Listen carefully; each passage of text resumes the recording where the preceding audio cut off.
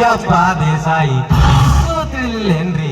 ತಿಳಿಲಾರದ ತಿಳಿಗೇಡಿಗಳಿಗೆ ತಿಳಿ ನೀರಿನಂಗ ತಿಳಿಸಿರುವ ತ್ರಿವಿಕ್ರಮಾದಿತ್ಯನಂತ ನಮ್ಮ ಗೌಡ್ರದಲ್ರಿ ಅಪ್ಪ. ಈ ಸ್ವಲ್ಪ ಹಳ್ಳಿಗಳಲ್ಲಿ ನಡೆಸಿ ಸ್ವಲ್ಪ ಹಳ್ಳಿಗಳಲ್ಲಿ ನಾವು ಉಳಿದ ಕಡೆಯಲ್ಲಿ ಕಂಡು ಯಾರೂ ಇಲ್ಲ. ಆದರೆ ನಿಮ್ಮನ್ನು ಪಡೆಯುವವರೇ ಉಳಿದ ಮಂದಿಯ ಬೇಡಿಯಾಗಿದ್ದಾರೆ. ತಂದೆಯ ಮೇಲೆ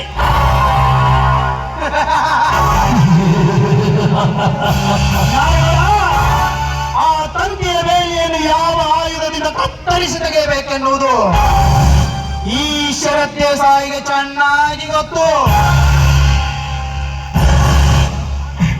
ನಿಮ್ಮಣ್ಣನ ಪಡೆಯನ್ನು ಈ ಹೊರಸಾರಿಗೆ ಸುತ್ತಲ ಕೋಟೆಯ ಬಾಗಿಲು ಇದ್ದಂತೆ ಆ ಕೋಟೆಯ ಬಾಗಿಲು ಕರಾವಳಿ ಕೈ ಹಾಕಿದರೆ ಆ ನಿಮ್ಮ ಸಿಂಧೂರ ಹುಲಿ ಹೆಪ್ಪುಲಿಯಾಗಿ ಆ ಕೋಟೆಯ ಬಾಗಿಲಿಗೆ ದ್ವಾರಪಾಲಕರಾಗಿದ್ದಾನೆ. ಹುಲಿ ಹೆಪ್ಪುಲಿ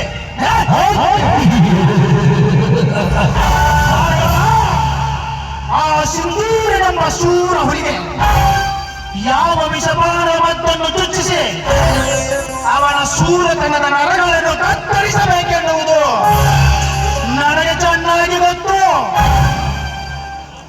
ನಾನು ಚಾಪೆ ಕೆಳಗೆ ನುಗ್ಗಿದರೆ ನೀನು ರಂಗೋಲಿಯ ಕೆಳಗೆ ನುಗ್ಗುವ ಚತರ. ಹೇಳಿ ನಮ್ಮಿಬ್ಬರ ಅಂದರ ಮಾತ್ರ ನಿಮ್ಮಣ್ಣನಿಗೆ ತಿಳಿಯಬಾರದು. ನಾಡಗೌಡ, ಈ ಶರತ್ ಬಿಟ್ಟ ಬಾಣ ಇಟ್ಟ ಗುರಿ ಎಂದಿಗೂ ತಪ್ಪಿಲ್ಲ. ನನ್ನ ರಕ್ತ ನಮ್ಮ ಅಣ್ಣನ ರಕ್ತ ಒಂದೇ ಆಗಿರಬಹುದು, ಆದರೆ ಮನಸ್ಸುಗಳು ಮಾತ್ರ ಬೇರೆ ಬೇರೆ. ಶರತ್, ಇನ್ನು ಮುಂದೆ ಈ ಹೊರಸಾರಿಗೆ ನಾವೇ ತಂಡ ನಾಯಕರು. ಆದರೆ ಸ್ವಲ್ಪ ಎತ್ತರ ತಪ್ಪಿ ಮುಂದೆ ಕಾಲಿದ್ದರು ಹಿಂಗದಿಂದ ಮಂಗನಂಗಾಗುತ್ತೇವೆ. ನಾಡಗೌಡ, ನಮ್ಮನ್ನು ಹೋಗುವ ವಾಲೀಕಾರ ಸಿಂಧೂರನ ಸೊಕ್ಕು ಮುರಿದು ಅವರಿಬ್ಬರನ್ನು ಹೇಗೆ ಬೀದಿಗೆ ತಳ್ಳಬೇಕೆನ್ನುವುದು ಈ ಶರತ್ ದೇಸಾಯಿಗೆ ಚೆನ್ನಾಗಿ ಗೊತ್ತು. ಶರತ್, ನೀನು ಅಷ್ಟು ಮಾಡಿ ಈ ಹೊರಸಾರಿಗೆ ನಾವೇ ತಂಡ ನಾಯಕರು.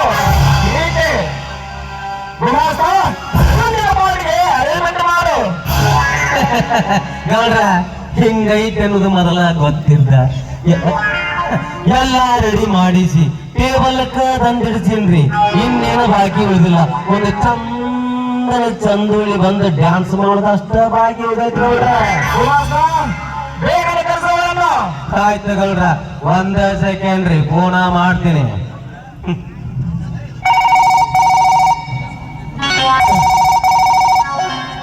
ಹಲೋ, ಕಿಪ್ಪಿ ಅನ್ನುವ ಮೊನ್ನೆ ಡ್ಯಾನ್ಸಿಗೆ ಮುಗಿಸಿದ್ದಲ್ವಾ ನಿಮ್ಮನ್ನ? ಇನ್ನ ಎಲ್ಲದಿ ಏನು ಬಂದಿ ಆಮೇಲೆ ಏನಾಗದ್ಯಾ? ಏನಂದಿ? ಇಲ್ಲೇ ಬಾಗಲ್ಲಾಗದ್ಯಾ? ಸರಿ, ನಮ್ಮ ನಿಂಗ ಬತ್ತಾನ ಕರೆ ಆಗ್ತಡಿ. ನಿಂಗ ಹೋಗಿ ಕರ್ಕೊಂಡ್ ಹಾಕಿನು ನೋಡ್ರಿ, ಸೋಮವಾರದಿಂದ ಬಂದು ಸರಿ ಹೊತ್ತುಕೊಂಡು ಬರುತ್ತೇನೆ.